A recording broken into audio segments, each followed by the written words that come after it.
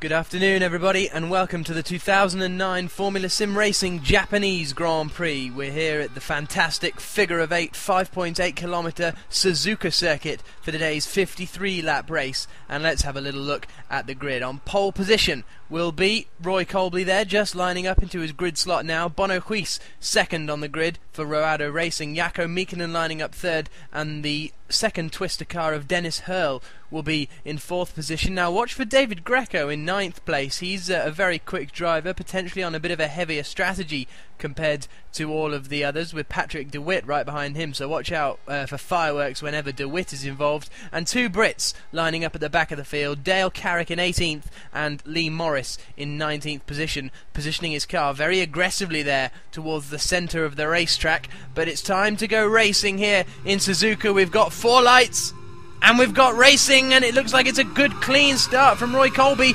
and in fact he's pulled away a bit from Bono Huis, so he's got a comfortable lead as they head down into turn 1. Huis is in second, Hurl looking up the inside of Miekkinen a bit further back, and they're going side by side around the second part, and I think Miekkinen is actually going to hold on to that position as we go on board with Blair Disley coming up through the S's now, and now through the long Dunlop curve, the left-hander. He's looking all over the back of that Go Speed car in front and nearly goes into the back of him, and he's run wide at the first Degner, and he's lost a position, 2 positions, 3, 4. It's a terrible mistake there for Blair Disley, and that's cost him 4 positions as they come up into the hairpin for the first time. And there's Timon Bollier going side by side with Taylor, I think that is, in the Formula Racing organisation car as they exit the hairpin and head down towards the spoon curve. Bollier not quite able to get through. Back up the front though, it is Colby who leads, from Huis in second place. We're on board with third place man Dennis Hurl as they head down the start-finish straight to start their second lap. Hurl's picked up an excellent slipstream here, and is he going to be able to? He looks at the inside, he goes on the grass,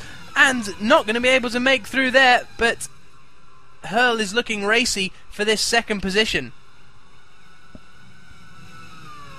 The leaders negotiate their way up through the S's. We're going to go on board with Lee Morris a bit further back, looking up the inside of Giuseppe Marconi, and this is going to be side by side through the 130R. Scary stuff, and Morris holds onto the position. A good move there as he heads. Oh, he's broken very late, too late. Rear wheel on the grass, and round goes Lee Morris. Back to the battle we were watching earlier with Timon Bollier and Taylor. This is the battle for 14th and 13th, and Taylor in fact has lost ground, and Morris is, Bollier has got up through on the inside and now has the outside line at the hairpin and holds the position. Excellent move there from Timon Bollier, but I don't think Taylor's going to give up that easily. And this is Dennis Hurl again coming through 130R. We saw him get a great slipstream before, and again he's got an excellent toe off Bono Huis as they head down into the chicane. Huis has missed the first apex. This is going to give Hurl a fantastic opportunity as they exit onto the start-finish straight. He's right under the gearbox of Bono Huis. Will Huis go defensive? No. Hurl looks to the inside and takes the position surely as they come down into turn 1. Huis is going to try and hang it on around the outside, but he's got no chance, and Dennis Hurl moves up into second position, and further back this is Joachim Bengtsson and Laurent Kiersmakers. Oh, cheeky there from Bengtsson, pushing Kiersmakers onto the grass in an effort to keep him behind him, but managed to do it in the end. This is, what do we got here? A super slow-mo replay of a very sideways moment for Giuseppe Marconi. And Saxon spins! Saxon spins at the Dunlop curve, and he's taken out Wiesenberg with him.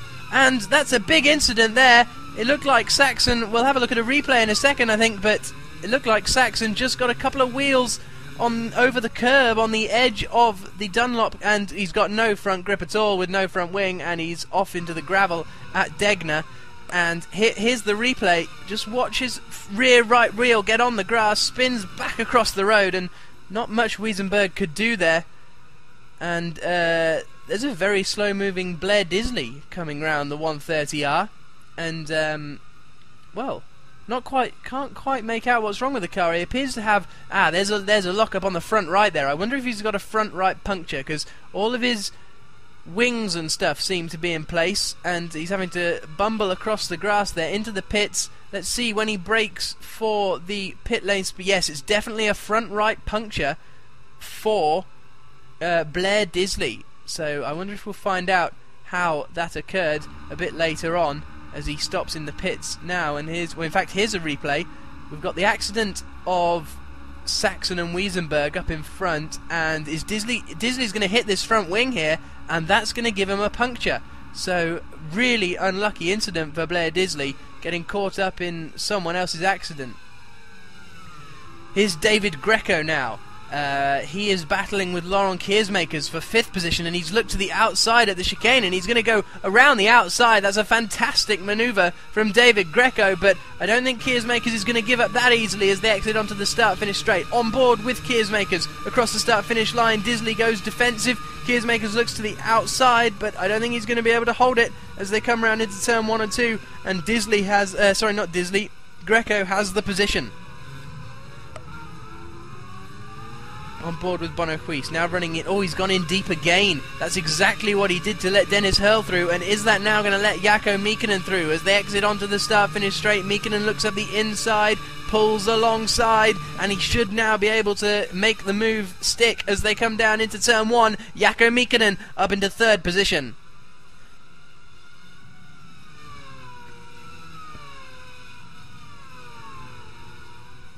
As the leaders then come up through the S's, it doesn't look as though he's going to be, and round goes Patrick DeWitt there, exit stage right, and well, he was in a poor position anyway, and he's just lost a couple more there with that silly little spin on the exit of the chicane. And on lap 10, Dennis Hurl is in the pits, so a very aggressive strategy from the Twister boys here, and I think we've got others in the pits as well by the looks of it. Yep, Bengtsson and Bonohuis all coming into the pits, so very aggressive strategies here at Suzuka as Hurl stops on his pit marks. You can see the other cars in the pits behind him.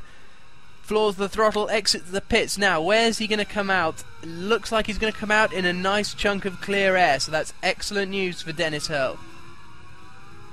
Here's Giuseppe Marconi battling with the Torrent Motorsports car of Yakimenko for 11th position, and Marconi's gone in deep. He's going to have to jump across the chicane there. I wonder if that will be penalised. Will he let Yakimenko back through? Yakimenko's going to have the momentum anyway and is going to look up the inside. He needs to tuck back in and get a bit of a slipstream here. There he does, but I don't think that's going to be enough. He looks to the inside now, but not really much braking required for turn 1.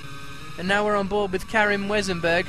And, oh, Giuseppe Marconi with a big slide at the second. Degner spins across the circuit onto the gravel. May have just touched the barrier. Couldn't see from that camera angle.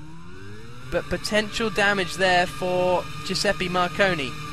His team on Bollier. He's been in scraps all day. And now he's battling with Tramoslika for 13th place. Bollier having already made his pit stop. And Tramoslika's gone in deep there.